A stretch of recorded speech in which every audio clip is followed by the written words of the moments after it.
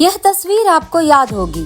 तारीख है 13 जुलाई और स्थान है पेंसिल्वेनिया की एक रैली का। यहाँ अमेरिकी राष्ट्रपति पद के रिपब्लिकन उम्मीदवार डोनाल्ड ट्रंप चुनावी रैली को संबोधित करने पहुंचे थे।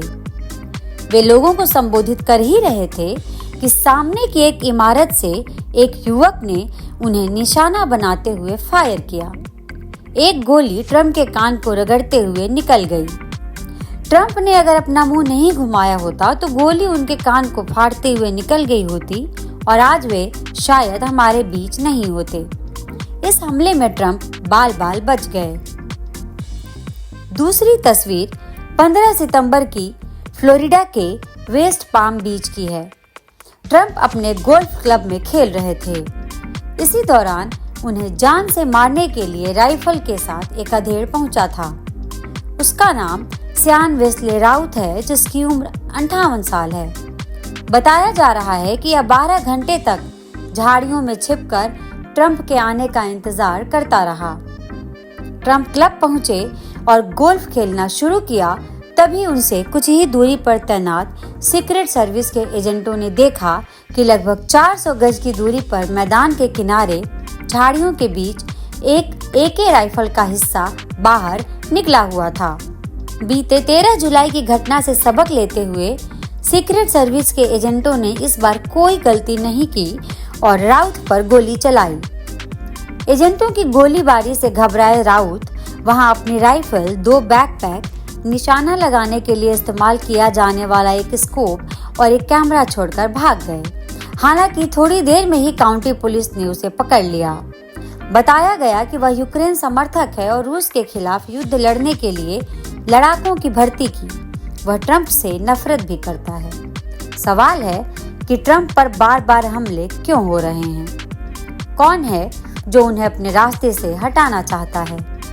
अमेरिका में राजनीतिक हत्या कोई नई बात नहीं। अमेरिकी राजनीतिक इतिहास की अगर बात करें तो वह खूनी रहा है। यहाँ राष्ट्रपतियों और राष्ट्रपति पद के उम्मीदवारों की हत्या हो चुकी है। किसी साजिश के तहत यदि ट्रंप पर हमले हो रहे हैं तो ये हमले आखिर करा कौन रहा है? कौन है जिसकी आंखों में ट्रंप खटक रहे हैं और कौन है जो उन्हें राष्ट्रपति बनने से रोकना चाहता है? तो हमें लगता है कि इसकी एक बड़ी वजह ट्रंप का रूस यूक्रेन युद्ध पर दिया गया बयान है। अपनी चुनावी रैलियों और प्रेसिडेंशियल डिबेट में ट्रंप कह चुके हैं कि अगर वह राष्ट्रपति चुनाव जीते तो 24 घंटे के भीतर इस युद्ध को बंद करा देंगे। 10 सितंबर को ABC न्यूज़ पर ट्रंप और डेमोक्रेट उम्मीदवार कमला हैरिस के बीच प्रेसिडेंशियल डिबेट हुई।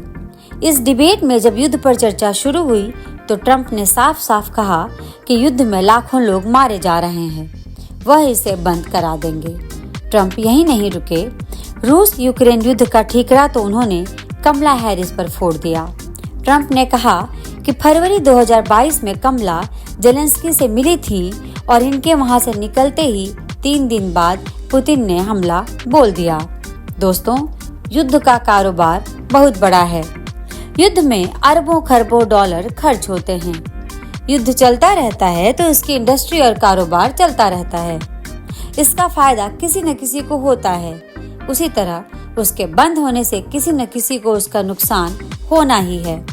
कोई तो है जो यह चाहता है कि यह युद्ध बंद ना हो, यह चलता रहे और उसकी अकूत कमाई होती रहे। दरअसल यूक्रेन को युद्ध लड़ने के लिए अमेरिका से अरबों डॉलर की सहायता मिलती आई है। यह पैसा यूक्रेन आता है। हथियार खरीदने के लिए यही पैसा फिर अमेरिका जाता है। यही नहीं, यूक्रेन के पुनर्निर्माण में जो पैसा वहां खर्च होना चाहिए वह भी वहां नहीं हो रहा है।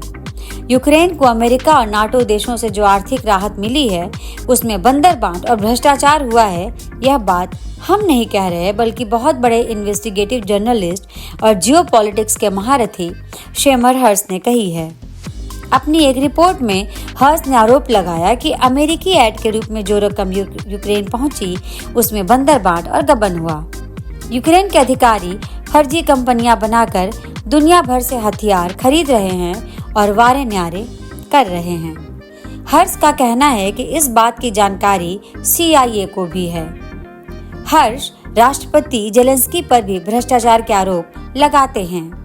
दोस्तों, आपने देखा होगा कि प्रधानमंत्री नरेंद्र मोदी अगस्त के अंत में यूक्रेन गए थे। इसके पहले जुलाई में वह मॉस्को में पुतिन से मिलकर आए। युद्ध खत्म कराने के लिए उनकी पुतिन से बात हुई। फिर राष्ट्रीय सुरक्षा सलाहकार अजीत डोभाल भी पुतिन से मिलकर आए। यानी युद्ध खत्म कराने के लिए भारत की तरफ से ठोस पहल हो चुकी है, लेकिन जेलेंस्की का रवैया ठीक नहीं लगता। भारत ने कहा कि वह शांति के लिए मध्यस्थता कर सकता है, लेकिन जेलेंस्की ने कहा कि भारत पहले रूसी आक्रमण की निंदा करे। भारत कहे कि पुतिन ने गलत काम किया। दोस्तों, जेलेंस्की को भी पता है कि भारत रूस की निंदा नहीं करेगा। बात यह है कि जेलेंस्की खुद नहीं चाहता कि यह युद्ध बंद हो। युद्ध बंद हो गया तो उसे अरबों डॉलर मिलने बंद हो जाएंगे। युद्ध जारी रहने में चीन का भी फायदा है। यह चलता रहेगा तो अमेरिका और नाटो वहीं फंसे रहेंगे।